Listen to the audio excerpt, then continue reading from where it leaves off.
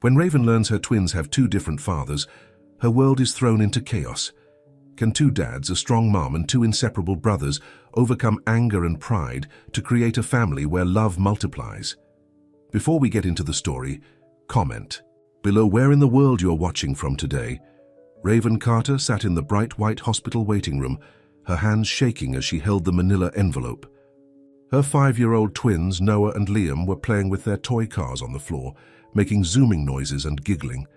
The sound usually made her smile, but today she could barely breathe. "Miss Carter," the nurse called her name. "Dr. Martinez, we'll see you now." Raven gathered the boys, taking each by the hand. Noah's dark curls bounced as he walked, while Liam's straight blonde hair fell across his forehead. People always commented on how different they looked, and she'd always laughed it off.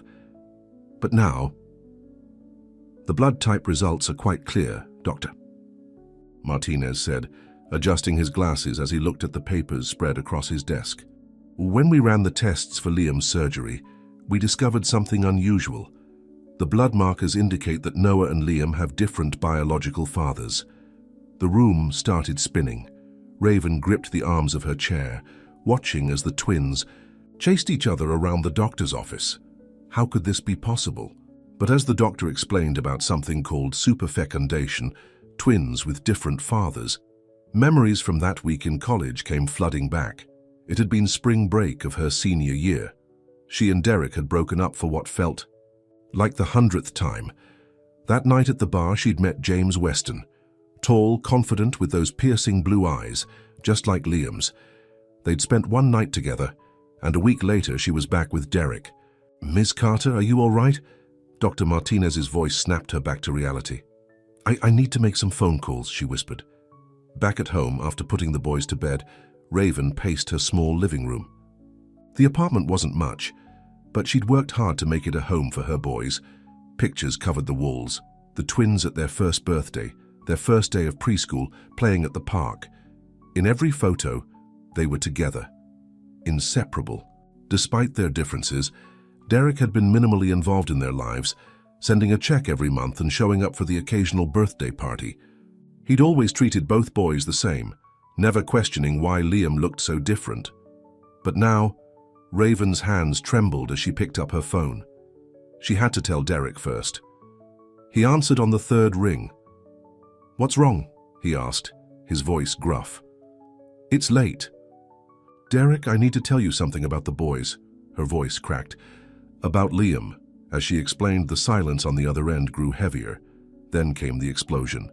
"You're telling me I've been paying child support for someone else's kid?" "For 5 years." Derek's voice rose with each word. "How could you not know? How could you do this to me?" "I didn't know," Raven cried. "I never thought—" "The boys are brothers, Derek. They've always been brothers." "I'm coming over tomorrow," he said coldly. "We need to talk about this in person." After hanging up, Raven collapsed onto the couch. But she couldn't rest. She had one more call to make. Finding James Weston wasn't hard. He was all over the business news. The young CEO who'd turned his father's company into a billion-dollar empire. Getting past his secretary was harder. "Mr.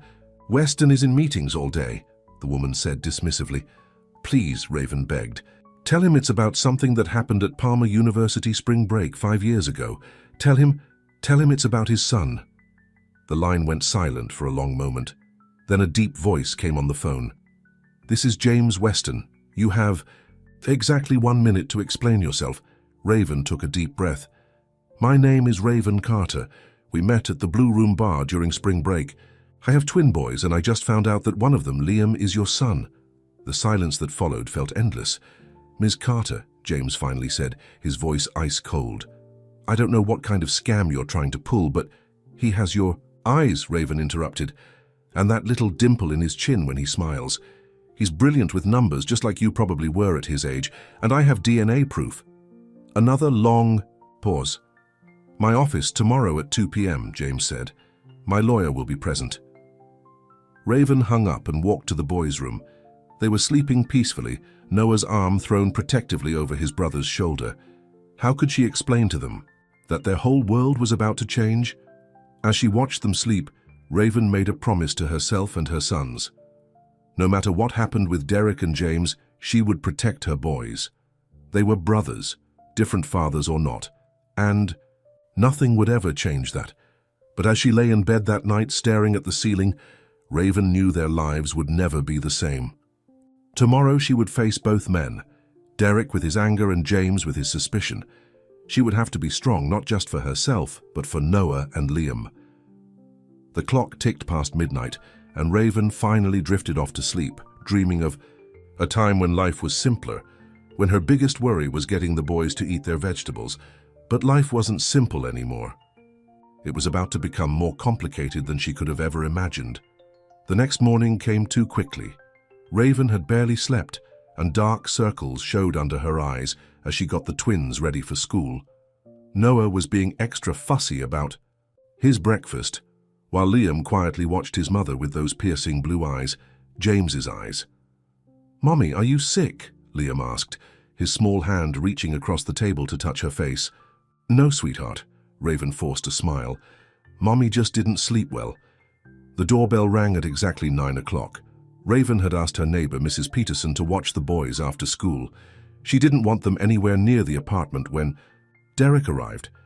Derek stood in the hallway looking exactly like she remembered, tall, broad-shouldered, with those dark curls that Noah had inherited. But his usually friendly face was hard with anger. "How long have you known?" he demanded, pushing past her into the apartment. "I told you I just found out yesterday," Raven said, closing the door. "The blood tests for Liam's tonsil surgery." "Don't. Say his name." Derek spun around, his face red. "Do you have any idea what this feels like? 5 years, Raven. 5 years I've been paying for and caring about a kid who isn't even mine." "He is yours," Raven shot back. "Maybe not by blood, but you've been in his life since he was born. You're the only father he's ever known." Derek laughed, bitterly, picking up a framed photo from the coffee table. It showed him at the twins' 4th birthday party, both boys on his lap, all 3 of them wearing party hats and grinning. "Look at him," Derek's voice cracked. "Look at those blue eyes. How did I not see it? I was so stupid." "Derek, please." Raven stepped closer. "The boys love you, both of them. Nothing has to change. Everything has changed." He slammed the photo down so hard the glass cracked. "And now you're meeting with his real father, the rich guy. Is that what this is about? Looking for a bigger payday?" Raven felt like she'd been slapped. "How dare you? I never asked you for anything more than basic child support. I've worked 2 jobs to give our boys—" "Our boy," Derek corrected coldly. "Noah is our boy. Liam is someone else's mistake." "Get out!" Raven's voice shook with fury. "Get out of my house right now." "Oh, I'm leaving." Derek grabbed his jacket. "But this isn't over. I'm calling my lawyer. I want a paternity test for Noah, and I want to modify the child support agreement. I'm not paying for another man's kid anymore." "The boys are a package deal, Derek," Raven said, tears streaming down her face. "You can't just abandon one of them. Watch me." He yanked open the door. "And when you meet with your millionaire baby daddy today, tell him congratulations. He's about to start paying 5 years of back child support." The door slammed behind him, and Raven collapsed onto the couch, her whole body shaking. How had everything fallen apart so quickly? The cracked photo lay on the coffee table, the happy smiles now separated by a jagged line through the glass. Her phone buzzed, a text from James's secretary confirming the 2 p.m. meeting. In 4 hours she would be sitting in a fancy office trying to convince a stranger that he had a son who until yesterday had a father who loved him. The phone rang again. It was Mrs. Peterson. "Raven, dear, the school just called. Noah's running a fever. They need someone to pick him up." Raven looked at the clock. She had to meet James at 2 p.m., but she couldn't leave Noah sick at school, and she couldn't separate the twins. They'd never spent a day apart in their lives. "I'll be right there," she said, grabbing her keys. As she drove to the school, her mind raced. She'd have to reschedule with James. The boys came first. They always had, and they always would. But would James understand that? Would he even care? At the school, she found both boys in the nurse's office, even though only Noah was sick. Liam had refused to go back to class without his brother. They sat side by side on the small cot, Liam holding Noah's hand, while Noah sniffled miserably. "Mommy." They called in unison when they saw her. Looking at them together, Raven's heart broke all over again. How could Derek not see what was right in front of him? These boys weren't just brothers by chance. They were brothers in their hearts and souls. As she helped them into the car, her phone buzzed again, a text from James. "My time is valuable, Miss Carter. I expect you to be punctual." Raven looked in the rearview mirror at her boys. Noah had fallen asleep against Liam's shoulder, while Liam kept careful watch over his brother. Taking a deep breath, she typed her reply, "I'm sorry, but I have to reschedule. My son, your son, has a sick brother who needs me today. Family comes first. I hope you can understand that." She hit send before she could change her mind. Let James be angry. Let Derek plot with his lawyers. Today her boys needed their mother, and nothing else mattered. But as she drove home, Raven couldn't shake the feeling that this was just the beginning. Derek's fury, James's coldness, and somewhere in between, two little boys who had no idea. Their world was about to change forever. At home, she tucked both boys into her bed, just like she used to do when they were babies. As they drifted off to sleep, Noah clutched his brother's hand. "Love you, Lee," he mumbled. "Love you too, No," Liam whispered back. Raven sat in a chair beside the bed, watching them sleep. Tomorrow would bring more battles, more complications, more hearts to break and mend. But for now, in this quiet moment, she held on to what really mattered. The unshakable bond between two brothers and a mother's love strong enough to weather any storm. 2 days after Noah's fever broke, Raven finally stood in the gleaming lobby of Western Enterprises. The building was all glass and steel, reaching up into the clouds like something from another world. She felt out of place in her simple blue dress, the nicest thing she owned, but nothing compared to the designer suits that rushed past her. "Ms. Carter?" A slim woman in a black suit approached. "I'm Margaret, Mr. Weston's executive assistant. Please follow me." The elevator ride to the top floor was silent.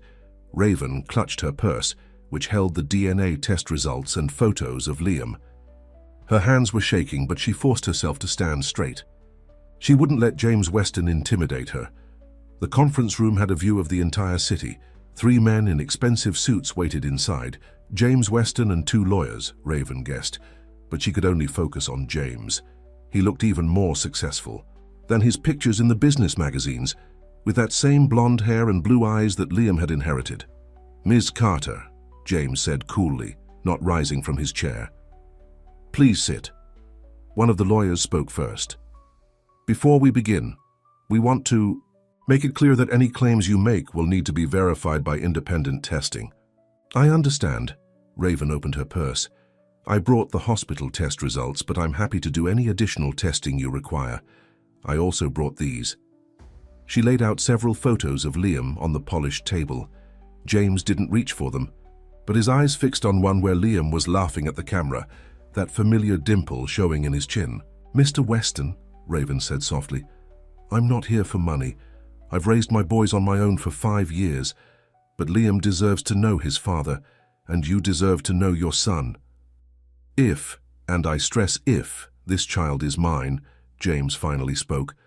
"Why? Come forward now. Why not 5 years ago?" "I didn't know," Raven explained. "I was with someone else at the time, Derek. When I found out I was pregnant, I assumed both twins were his. It wasn't until Liam needed surgery that we discovered the truth.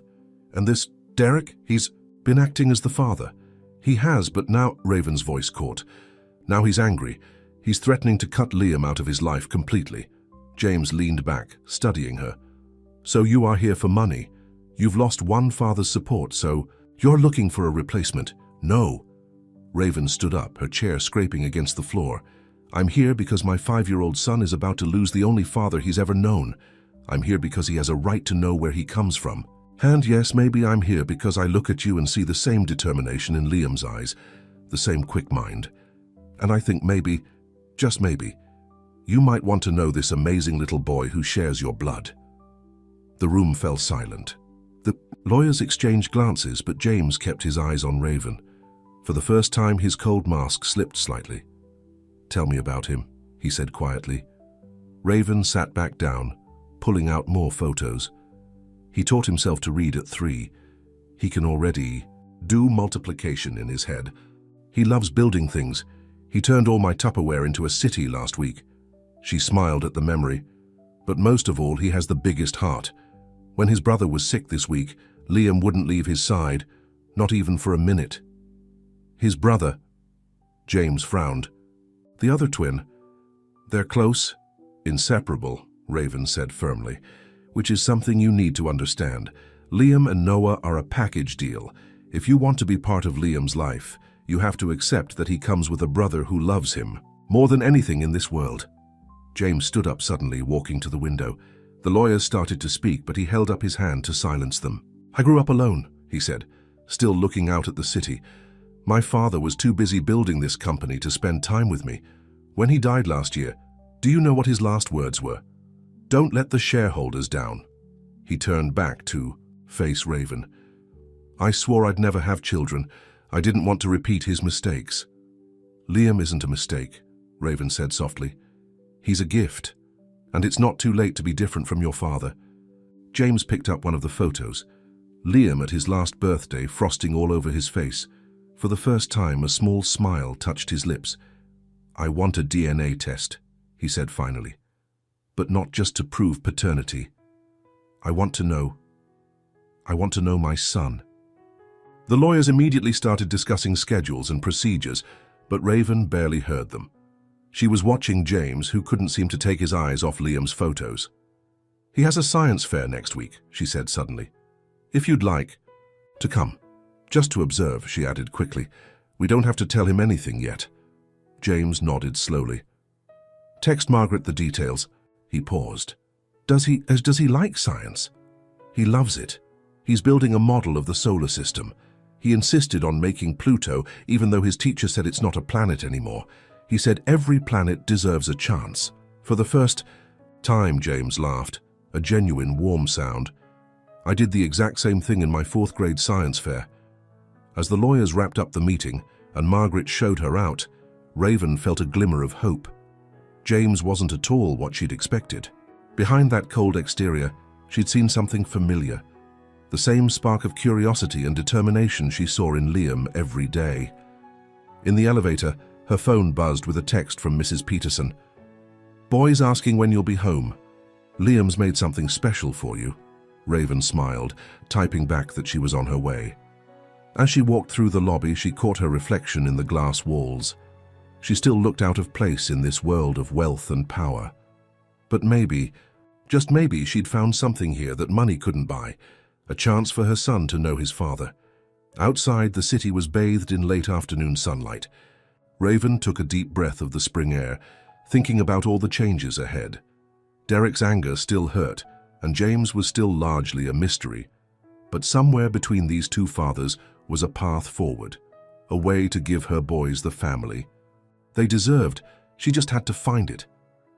Noah noticed it first. His daddy didn't pick them up for their usual Saturday morning pancakes that weekend. When he asked Mommy why, she said Daddy was busy with work. But Noah saw the tears in her eyes when she thought he wasn't looking. Is Daddy mad at us? Noah whispered to Liam that night, as they lay in their bunk beds. Noah had the top bunk, but he always hung his head down to talk to his brother. I don't know, Liam whispered back, but Mummy's been crying a lot. The next week at school, their teacher, Miss Thompson, asked everyone to make Father's Day cards. Noah made his with red paper, Daddy's favorite color, but when he looked over at Liam's desk, his brother wasn't making a card at all. Don't you want to make one for Daddy? Noah asked during recess. Liam kicked at the wood chips under the swing. Set? I heard Daddy yelling at Mommy on the phone. He said I wasn't his real kid. Noah jumped off his swing. That's stupid. Of course you're his kid. We're twins. But we don't look the same, Liam said quietly. Everyone always says so. That afternoon, when Mommy picked them up from school, she could tell something was wrong.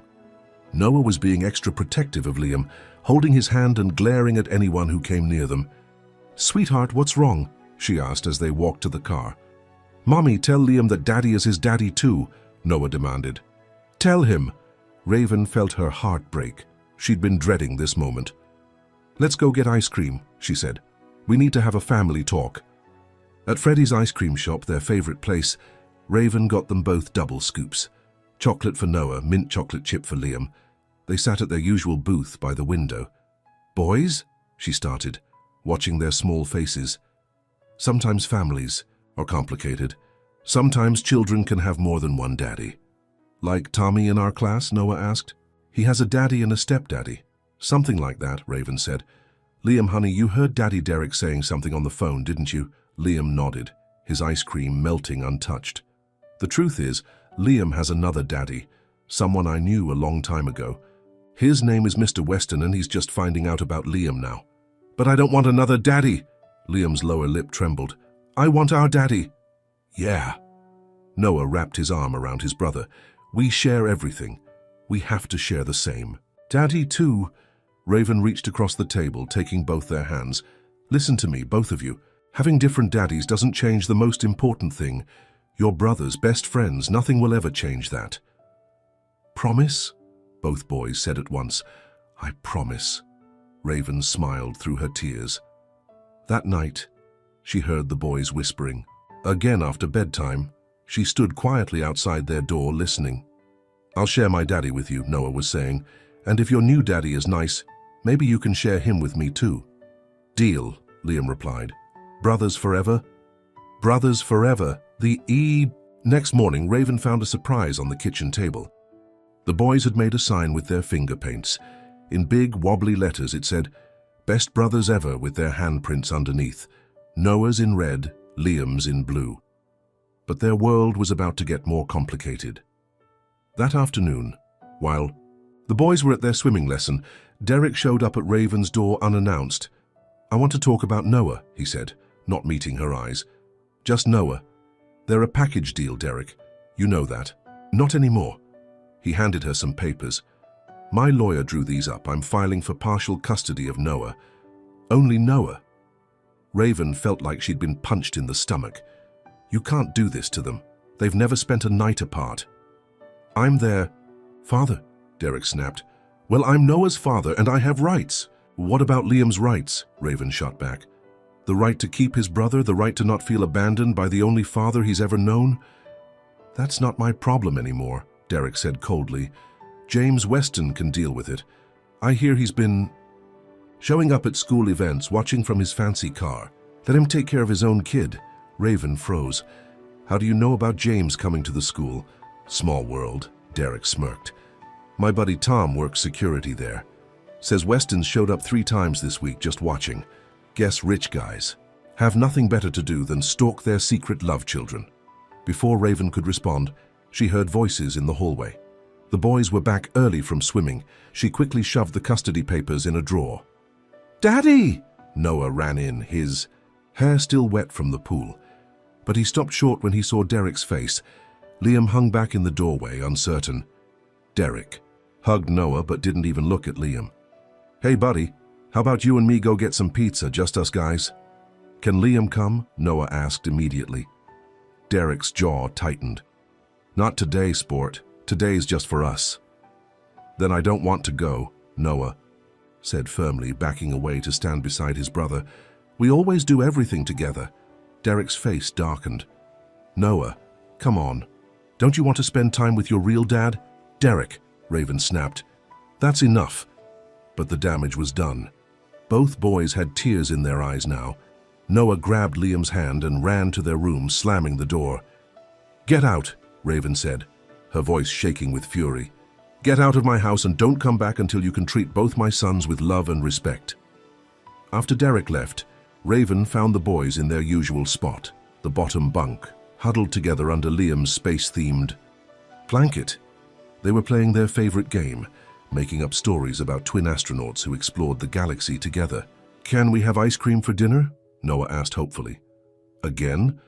Raven raised an eyebrow. "We just had ice cream yesterday."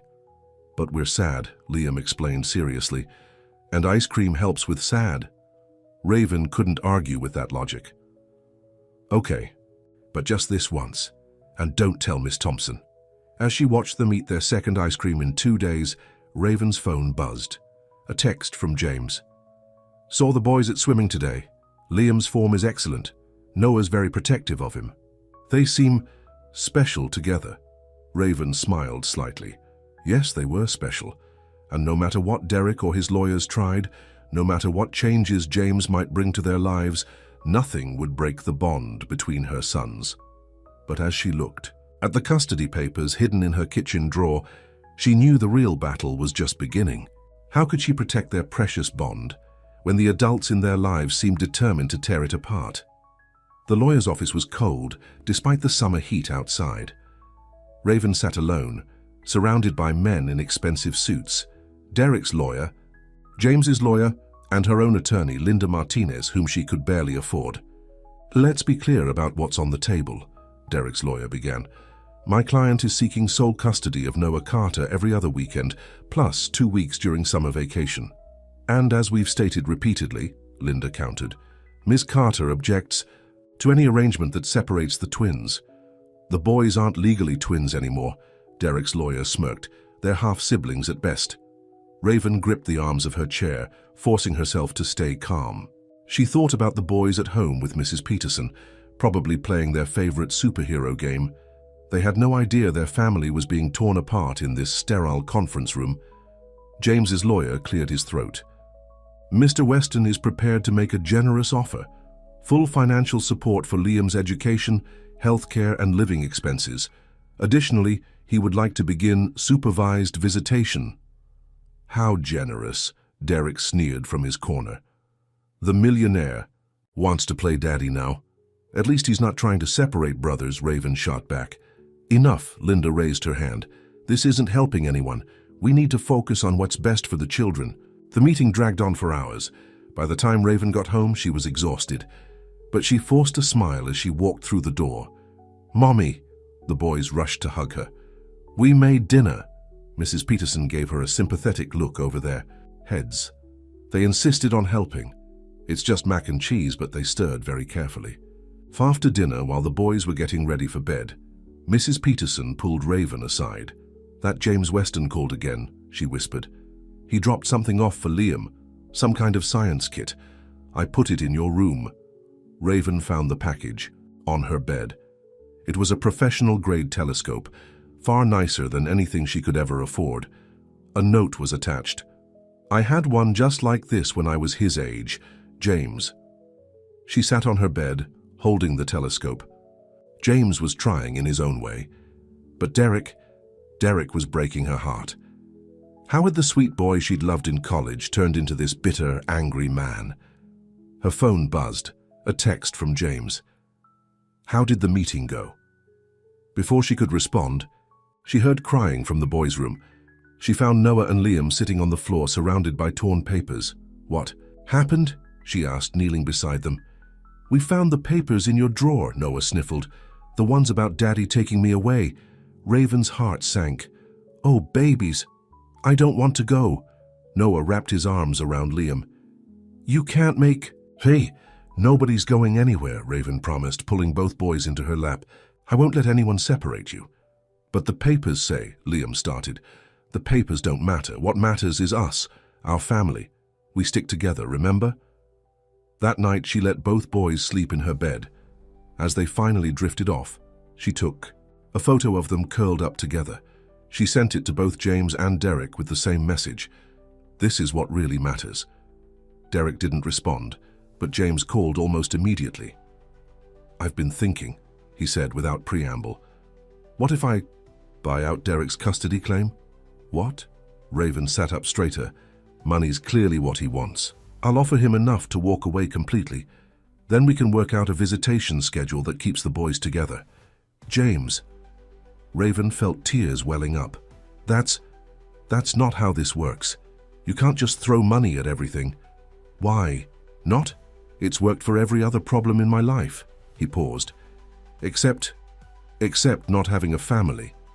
The vulnerability in his voice caught her off guard. "Come to Liam's baseball game tomorrow," she found herself saying. "Not to watch from your car, really come. Sit in the bleachers, let him see you. I don't know anything about baseball, neither does Liam. He's terrible at it. But Noah cheers for him anyway, and it makes him so happy." There was a long pause. "What time?" The next afternoon, James Weston stood out like a sore thumb at the Little League field in his designer suit. But he stayed for the whole game, watching intently as Liam struck out 3 times and finally hit a wobbly ground ball that somehow turned into a home run because the other team kept throwing the ball away. Noah's screams of, "Go, Lee, go, go!" "Guk!" could be heard across the field. And when Liam crossed home plate, his brother was the first to tackle him in a hug. James approached them after the game, awkward but trying. "That was quite a hit," he said to Liam. Liam looked up at the tall stranger, suddenly shy. "Noah says I just have to believe in myself." "Noah sounds very wise," James smiled. "He's my best friend," Liam said proudly. "Want to see our secret?" "Handshake." The boys launched into an elaborate series of claps, fist bumps, and wiggling fingers that made James laugh despite himself. "Mom says you're my other dad," Liam said suddenly. "Are you going to take me away from Noah like Daddy Derek?" "Wants to take him away from me?" James knelt down, looking into those blue eyes so much like his own. "No," he said firmly. "I would never do that. Promise? I promise." Later that night, James called his lawyers. "Drop the separate visitation request," he ordered. "From now on, we do this Raven's way. The boys stay together." But just as one father was opening his heart, another was hardening his. Derek filed his custody suit the next morning, demanding immediate action. The court date was set for 2 weeks away. As Raven marked it on her calendar, she realized it fell on the boy's 6th birthday.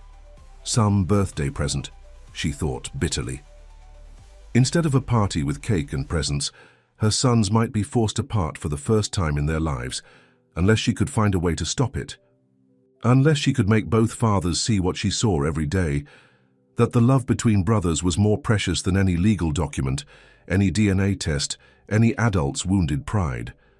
She looked at the torn custody papers on her desk, then at the expensive telescope still in its box, and finally at the photo of her sleeping boys on her phone. Somewhere between these pieces lay the answer. She just had to be strong enough to find it. For her boys, she would be. James Weston had never felt more out of place than he did sitting on a plastic chair in Raven's small apartment, watching the twins build a massive fort out of blankets and kitchen chairs. He'd come to drop off some papers from his lawyer, but somehow ended up staying for dinner. Pizza ordered from the boys' favorite place around the corner. "Mr. James," Noah called out, "you have to see our fort. It's the best one ever." James hesitated, looking down at his $1,000 suit. But Liam was already grabbing his hand, pulling him toward the blanket cave. "You have to crawl," Liam explained seriously. "It's the rules." To Raven's amazement, James Weston, CEO of a billion-dollar company, got down on his hands and knees and crawled into the fort. She quickly grabbed her phone to record the moment. Inside the fort, the boys had created their own world. Christmas lights stolen from their room twinkled overhead, and their tablet played quiet space sounds, whooshing stars and distant galaxies. "This is Mission Control," Noah announced in his best grown-up voice. "Captain Liam, report." "Houston, we have a problem," Liam giggled. "There's a businessman in our spaceship." James found himself laughing, really laughing, for the first time in years. "Maybe this businessman wants to be an astronaut too." "You can be our alien friend," Noah decided generously. "But you have to know the secret password." "Which is?" "Both." Boys shouted at once, "Brothers forever!" Something shifted in James's chest as he watched them play. He thought about his own childhood, about lonely dinners with nannies while his father worked late. He'd had every material thing he could want, but he'd never had this simple joy, this unshakable bond with another person. Later, after the boys were in bed, James helped Raven clean up the fort. "They're amazing together," he said quietly, folding a blanket. "I've never seen anything like it." "They've never known life without each other," Raven replied. "Which is why this custody battle is killing me. Derek's court date is in a week, James. 1 week until he might tear them apart." James was quiet for a moment, thinking, What if I testified? What? At the custody hearing. What if I testified about what I've seen, about how separating them would be cruel? Raven stared at him. You'd do that, even though it might hurt your own custody chances? Raven, James set down the blanket he was folding. When you first told me about Liam, I thought about him as a possession, something that belonged to me by blood. But watching him with Noah, I realize he belongs to his brother first. They belong to each other. Tears filled Raven's eyes. Try telling that to Derek. I will tomorrow. What? I'm going to meet with Derek tomorrow, man to man, father to father. The next morning, James waited in his office for Derek. He'd had his assistant clear his entire schedule, something he'd never done before. Derek arrived looking defensive, his shoulders tense. What's this about, Weston? Come to buy me off again? No. James gestured to a chair. I came to show you something. He played the video from his phone, the boys in their fort playing astronauts. Their laughter filled the expensive office. So what? Derek's voice was harsh, but his eyes stayed on the screen. They're kids, they play. They're brothers, James corrected. And we're about to destroy their world because of our own pride. Pride? Derek stood up angrily. You have no idea what this feels like. Finding out my son, one of my sons, isn't mine. You're right, James said calmly. I don't know how that feels, but I know how it feels to suddenly discover you have a son, to realize you've missed 5 years of his life, to see him love another father more than you. Derek sat back down, deflating slightly. But here's what I've learned, James continued. Being a father isn't about blood or DNA or legal rights. It's about love. And those boys, they love each other more purely than any love we could give them. It's not that simple, Derek muttered. Actually, it is. James leaned forward. You can pursue this custody suit. You might even win. But you'll break Noah's heart in the process. Is that really what you want? Of course not. I love Noah.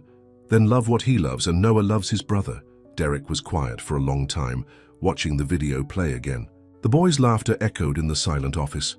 Remember when they were babies, he finally said. How they wouldn't sleep unless they were touching hands through the crib bars. James smiled sadly. I wish I did. I missed all of that. But you were there. You loved them both. I did, Derek whispered. I still do, even Liam. God help me, even knowing he's not mine, I still love that little boy. Then help me stop this madness, James said. Work with me, with Raven, to find a way we can all be in their lives without tearing them apart. Before Derek could answer, James's phone buzzed. A text from Raven. 911, boys' school called. Noah fell on playground, at emergency room, Liam hysterical. Both men were on their feet instantly. I'll drive, James said, grabbing his keys.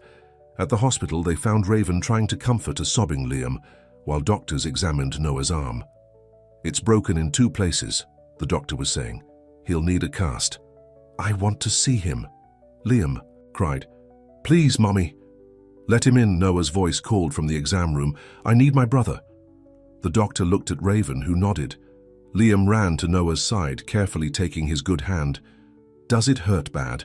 He asked anxiously. Nah, Noah tried to smile through his tears. I'm super brave. Like you. Derek and James stood in the doorway watching. 2 fathers, watching 2 brothers, seeing for the first time what really mattered. I'll call my lawyer in the morning, Derek said quietly. Tell him to drop the custody suit. James nodded. And I'll have mine draw up a new agreement, one that keeps them together, no matter what. Later, when Noah was sporting a bright blue cast that both brothers had decorated with spaceship stickers, Raven found a moment alone with both men. Thank you, she said simply, for putting them first. They taught us how, James replied, watching as Liam helped Noah drink his juice with a straw. And in that hospital room, surrounded by beeping machines and the smell of antiseptic, 3 adults finally learned what 2 little boys had known all along, that love doesn't divide when it's shared, it multiplies. The first Sunday dinner was a disaster. James had insisted on hosting at his penthouse apartment, wanting to make the boys feel comfortable in his home. But the formal dining room with its crystal chandelier and antique furniture made everyone nervous, especially when Noah accidentally spilled his grape juice on the expensive white carpet. I'm sorry. Noah burst into tears, clutching his still-casted arm to his chest. It's fine, James said quickly, but his housekeeper was already rushing over with cleaning supplies, muttering in Spanish. Maybe we should go. Raven started to stand, but Derek, who had also been invited, spoke up. No way, the boys have been excited about this all week. Right, guys? Liam nodded, but he was holding Noah's good hand protectively, like he always did. When his brother was upset, "How about we move this party to the kitchen?" James suggested. "It's more comfortable there." In the large professional kitchen, with its gleaming stainless steel appliances, they found a new problem. The chef James had hired had prepared an elegant meal of coq au vin and roasted vegetables. "I want chicken nuggets," Noah whispered to his mother. "Me too," Liam agreed. James overheard them and surprised everyone by rolling up his sleeves. "Who wants to help me make the world's best grilled cheese sandwiches?" Both boys' faces lit up. Soon the expensive dinner was forgotten, as James taught them how to butter the bread just right and add the perfect amount of cheese. Derek found himself grating extra cheese, while Raven discovered a can of tomato soup in the pantry. "My mom used to make this for me," James told the boys as they all sat around the kitchen island. "Before she died, it was the only thing she knew how to cook." "Our mom makes the best spaghetti," Liam said proudly. "With meatballs," Noah added. "Maybe. She could teach me sometime," James said, glancing at Raven. The moment felt warm, comfortable, until Derek's chair scraped back suddenly. "I should go," he said, his face tight. "Early meeting tomorrow." The boys' faces fell. "But we didn't show you the cool game room Mr. James has," Noah protested. "Next time, buddy." Derek kissed the top of his head, then hesitated before doing the same to Liam. "Be good, guys." After he left, the evening felt deflated. James showed the boys his game room with its massive TV and every video game console available, but they were quieter now, less excited. "Did we make Daddy Derek sad?" Liam asked, as Raven tucked them into the new beds in the room James had set up for them. "No, sweetheart. Grown-ups just get complicated sometimes. Like how Mr. James is my other daddy now?" Liam persisted. "Yeah," Noah yawned. "And how come we have to sleep here sometimes instead of at home?" Raven sat on the edge of Liam's bed. "Remember how we talked about sharing? How families sometimes have to share time and love. Like how we share our toys?" Noah asked. "Exactly. We're all learning to share our family now." After the boys fell asleep, Raven found James in his home office, staring out at the city. "Lights. I'm sorry about Derek," she said. "Don't be. I understand how he feels." James turned to face her. "I'm the intruder here, the one changing everything." "You're not an intruder. You're Liam's father." "Am I?" James ran a hand through his hair. "Derek's been there for every scraped knee, every nightmare, every first day of school. I've been here for what? A few weeks. But you're trying," Raven said softly. "That matters." The next morning brought new challenges. The boys were cranky from sleeping in a strange place. James had no idea what they usually ate for breakfast, and his chef was off on Mondays. "I want Lucky Charms," Noah demanded. "I only have organic granola," James said helplessly. "I want to go home," Liam started crying. Raven stepped in, finding bread and eggs in James's pristine kitchen. "How about French toast?" As she cooked, James watched her with the boys, how she knew exactly what each one needed. A tissue for Liam's tears, a gentle reminder for Noah to take his medicine for his arm, a smile that made them both feel safe. "You make it look so easy," he said when the boys were occupied with their breakfast. "It's not easy. It's just love." That evening, when Raven took the boys home, James called Derek. "We need to talk," he said, "about how to make this easier for them." They met at a bar, neutral territory. Both men were stiff at first, but after a few drinks, the tension eased. "I miss them," Derek admitted. "Every day they're not with me, even Liam, especially Liam." "They miss you too," James said. "Noah wouldn't play the new video games I got them. Said he was waiting to play with you." "Yeah?" Derek smiled slightly. "He loves those racing games." "I wouldn't know," James sighed. "I'm still learning everything about them, like how Liam won't eat anything green except green M&Ms. Derek laughed. "Or how Noah has to sleep with his stuffed penguin, but he pretends he doesn't need it anymore because he's a big boy." "Tell me more," James said, signaling for another round. "Tell me everything I missed." And so, in a dark bar on a Monday night, two fathers began to forge an unlikely friendship, bound together by their love for two little boys who had enough heart to love them both. The next weekend, when the boys came to James's apartment, they found both fathers waiting for them. Derek had brought the racing games and James had stocked the kitchen with Lucky Charms. "Can we build a fort?" Noah asked hopefully. "A space fort," Liam added. The men exchanged glances, then smiled. "I'll get the blankets," Derek said. "I'll order." "Pizza," James added. Raven stood in the doorway watching as her sons directed the construction of the most elaborate blanket fort ever built in a luxury penthouse. Derek knew exactly how to secure the blankets to the chairs, while James contributed couch cushions and his iPad for the space sounds. Later, as they all sat inside the fort eating pizza, Liam looked around at his family, his mom, his brother, and both his dads. "This is better than the hospital fort," he declared. "Way better," Noah agreed, sauce on his chin. "Everything's better when we're all together," Raven said softly. And for the first time it felt true. They weren't perfect. They still had a lot to figure out, but they were trying, learning, growing, together, in the twinkling light of the forts. Christmas lights, 4 adults and 2 children, began to understand that family isn't about blood or DNA or legal papers. It's about love, about choice, about making room in your heart for more than you thought possible. It's about building forts in penthouses and eating pizza on silk throw pillows. It's about letting go of pride and holding on to what matters. It's about 2 little boys who taught 4 grown-ups how to love without limits. Eleanor Hall had always been proud of her perfect family image. Her Christmas cards were legendary in their social circle, everyone perfectly coordinated in matching sweaters, smiling just so, which was why the news about her grandson Liam hit her particularly hard. "It's a scandal," she declared, storming into Derek's apartment one Sunday morning. "And now I hear you're playing happy families with this millionaire who suddenly decided to be a father." "Mom, please," Derek sighed. "We're making it work." "Making it work?" Eleanor's voice rose. "By letting another man raise my grandson, and now I hear the boys are spending weekends in his penthouse while you sit around playing video games like some teenager." "They're both my grandsons," Derek said firmly. "Blood or not." "Don't be naive, Derek. That woman tricked you. And now this Western character is taking over everything. Your sons, your role as father." "Mom, stop." But Eleanor was just getting started. "I've already spoken to my friend Barbara. Her daughter's a family court judge.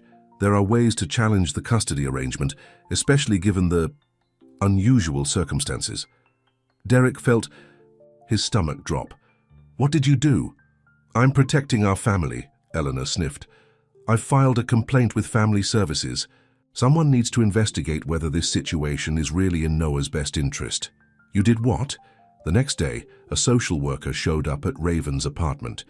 The boys were at school, but the woman wanted to inspect their room, their living conditions, everything.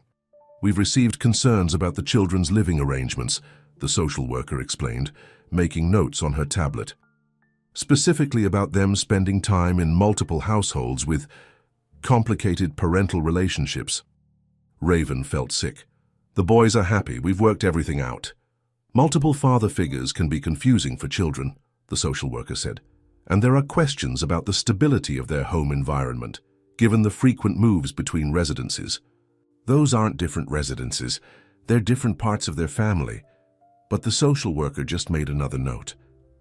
"We'll need to interview the children and all involved parties." When James heard about the investigation, he immediately called his lawyers. Derek rushed over to Raven's apartment, but it was too late. Eleanor had set something in motion that none of them could easily stop. The boys knew something was wrong. They could feel it in the tension when they came home from school, in the way the adults whispered and stopped talking when they entered rooms. "Are we in trouble?" Noah asked one night, crawling into Raven's bed with Liam right behind him. "No, baby, never." "Then why did that lady at school ask us so many questions?" Liam wondered. "About Daddy Derek and Mr. James and where we sleep." Raven pulled them close. "Sometimes grown-ups who don't understand our family think they know what's best for you, but they don't know how special our family is." The next day, Eleanor showed up at James's office unannounced. "Mr. Weston," she smiled coldly, "we need to talk about your role in my grandson's lives." James looked up from his computer. "Mrs. Hall, please sit down." "I'll stand. This won't take long." She placed a thick envelope on his desk. "Inside, you'll find a very generous offer. In exchange, We ask that you step back from this situation. Let Derek raise both boys as he has been doing. You can send birthday cards, maybe see Liam on holidays. James opened the envelope, looked at the check inside, then slowly tore it in half. Mrs. Hall, he said quietly, you clearly love your grandsons, but love isn't about control, it's about wanting what's best for them. And what's best for them is having all of us in their lives. How dare you lecture me about love? I've been their grandmother since the day they were born. Where were you? I wasn't there, James admitted. And that's something I'll regret for the rest of my life, but I'm here now and I'm not going anywhere. Eleanor's face hardened. Then you leave me no choice. My lawyers will— Mom, stop! Derek stood in the doorway, face red with anger. This ends now. Derek, darling, I'm only trying to what? Destroy the peace we've finally found, hurt the boys, because that's all you're doing. I'm trying to protect our family. No. Derek walked over to stand beside James's desk. You're trying to control it. But here's the truth, Mom. This is our family now. James, Raven, both boys, all of us. And if you can't accept that, if you can't love both boys equally, then maybe you're the one who needs to step back. Eleanor gasped. You don't mean that. I do, because I've learned something these past few months. Family isn't about blood or DNA or what the neighbors think. It's about love. And those boys, they have enough love for all of us. The question is, do you? Tears filled Eleanor's eyes. I don't know how to be a grandmother to a child who isn't really mine. He is really yours, James said softly.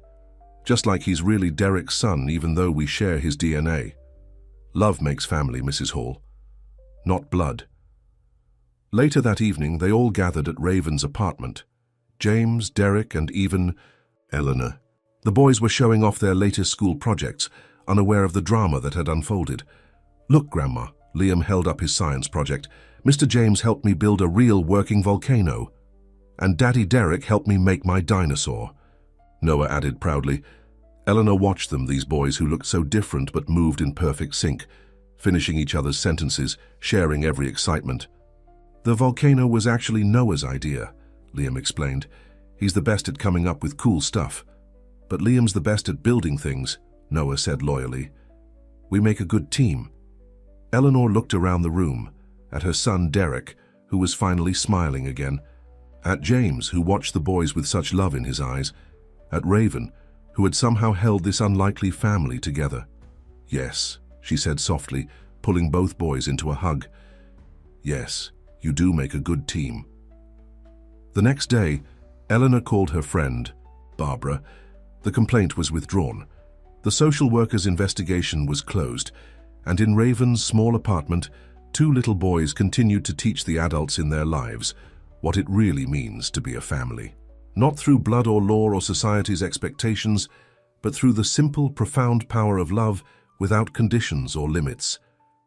That evening, as they all sat down to dinner, a strange, wonderful mix of James's chef's cooking and Raven's spaghetti and meatballs. Eleanor looked around the table and realized something. This wasn't the perfect family she'd always imagined for her Christmas cards. It was better, because it was real. Christmas was coming, and with it came a whole new set of challenges for the newly blended family. The question of where to spend the holidays